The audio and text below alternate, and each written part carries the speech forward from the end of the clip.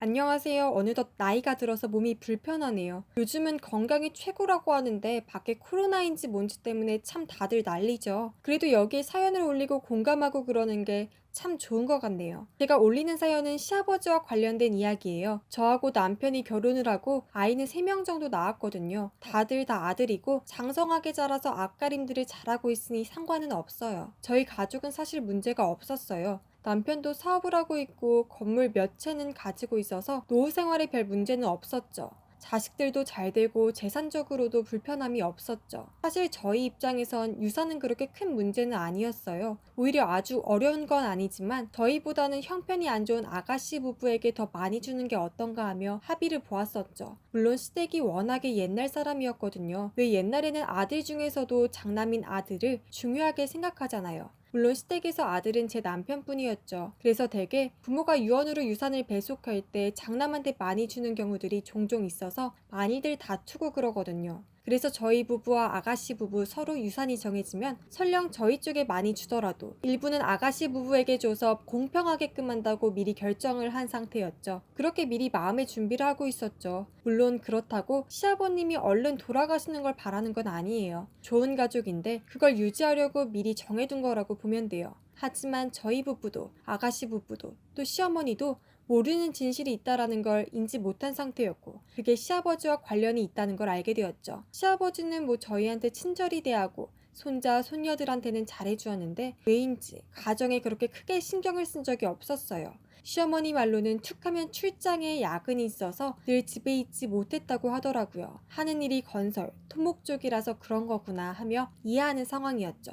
그런데 그래도 추석과 설날에는 집에서 있으면서 가족들하고 같이 보내야 하는데 유난히 그때에는 더 그러는 것 같았어요. 저희가 추석과 설날 그리고 제삿날에 시댁에 방문하니까 늘 아버지가 어디 약속이 있다느니 일이 있다느니 하며 늘 안 계셨죠. 최근에는 은퇴하고 어디 사업을 한다며 지인들하고 약속이 늘 있다고 말씀을 하시곤 했어요. 그래서 시어머니는 무척이나 서운했죠. 시아버지가 아무리 바쁘다고 하지만 가끔 음식 준비 다 하고 식사를 하실 때 시어머니가 저와 아가씨한테 하소연을 하면서 아무리 남편이라도 이건 너무하지 않느냐며 꼭 그렇지는 않지만 앞으로 너희들 그렇게 살지 말라며 늘 신신당부를 했죠. 제 남편한테도 그런 이야기를 자주 해서 가끔 남편하고 같이 있을 때 시아버지가 왜 그러는지 이해가 안 간다며 자기는 그렇게는 안 하고 싶다고 말하더라고요. 그럴 만도 한 게 어릴 때부터 시아버지랑 같이 있던 시간이 별로 없어서인지 서로 어색한 사이거든요. 그래서인지 남편과 아가씨가 시아버지에 대해 말하면 너무 가정에 소홀히 한다며 원망하는 목소리가 간혹 있었죠. 그러던 어느 날 시어머니가 편찮으셔서 집안일을 도우러 남편하고 같이 시댁에 내려왔어요. 근데 시아버지가 밖에서 어느 중년 여성이랑 대화를 하고 있더라고요. 보니까 표정도 아주 좋았고요. 자기 아내인 시어머니가 편찮은데 누구는 즐겁게 대화하는 것 보고 남편하고 저는 화가 났었죠. 그래서 제가 시어머니를 간호할 때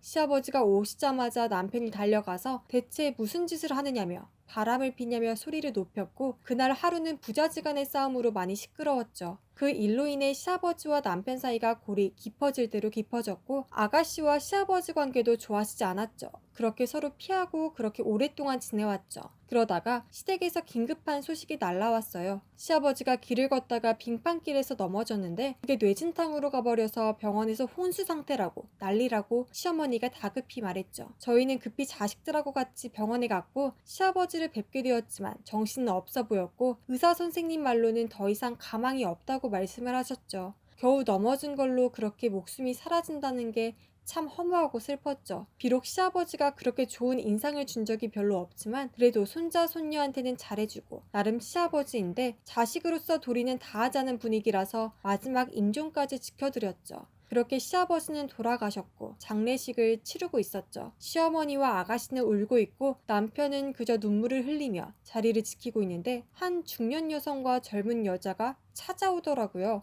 그랬더니 대뜸 유산 이야기를 꺼내더라고요. 네, 그 중년 여성, 예전에 시어머니가 편찮으실 때 시아버지와 왁자지껄한 그 중년 여성이었어요. 대체 무슨 짓이냐며 제가 말하니까 충격적인 이야기를 하더라고요. 내가 네 시아버지하고 결혼을 한 사이야. 여기 내 딸이 바로 니네 시아버지의 딸이야. 이 양반 소식을 이제 들어서 왔는데 어쨌든 니네 시아버지가 나한테 유산을 물려준다고 한다고 하니까 그리들 알아. 장례식 날 이런 일이 일어나는 게 무슨 고칼 노릇 같네요. 남편은 그게 무슨 소리냐며 달려들어서 친척들이 말리고 있었고 시어머니는 중년 여성의 멱살을 잡고는 인간이냐라고 울부짖다가 갑자기 기절을 하시며 쓰러지셨어요. 나중에는 뇌출혈이 와서 하마터면 식물인간까지 갈 뻔했어요. 그렇게 장례식 때 한바탕을 하고 시아버지 유서가 공개되었는데 재산의 일부를 그 중년 여성한테 준다고 써져 있는 거였어요. 그걸 본 남편은 집안 물건을 박살내며 어떻게 이럴 수가 있느냐며 그동안 출장이니 야근이라고 한 게 두 집살이를 하면서 그런 거냐며 분노를 했죠. 알고 보니 그 중년 여성은 시아버지와 오래전 시아버지가 술집에서 만난 사이였고 서로 연애를 했다고 하더라고요. 그 뒤로도 출장이라는 핑계로 만나고 그랬다고 하고요. 실제로 중년 여성이 사진을 보여주니 정말이라서 더더욱 화가 났었죠. 이런 청천벽력 같은 소식에 집안은 그야말로 풍비박산이 났죠. 그렇게 절망을 하는 사이에 문득 든 게 과연 그 중년 여성의 딸이 진짜 시아버지의 딸이냐는 거였어요. 솔직히 확인된 바가 없었고 그 여자의 얼굴에 전혀 시아버지의 얼굴이 보이지 않았거든요. 그래서 그날 중년 여성과 유산 가지고 입씨름을 할 때 제가 몰래 중년 여성의 딸에게 머리 정돈 정도 해야 하지 않겠느냐며 머리 정돈하면서 머리카락을 입수했고 그걸로 유전자 검사를 했었죠. 그랬더니 부녀지간이 아니라고 나오더라고요. 이걸 남편과 아가씨한테 보여주니 대체 뭔가 하고 중년 여성을 다시 불러서 유전자 검사 결과를 보여주었거든요. 그랬더니 그 여자가 처음에는 유전자로 어떻게 사람을 다 알아내라고 말하다가 계속 추궁하니까 결국은 딸인 사람부터 자백을 하게 되었죠. 사실 시아버지는 바람을 피웠지만 그 중년 여성하고 자식을 낳지는 않았어요.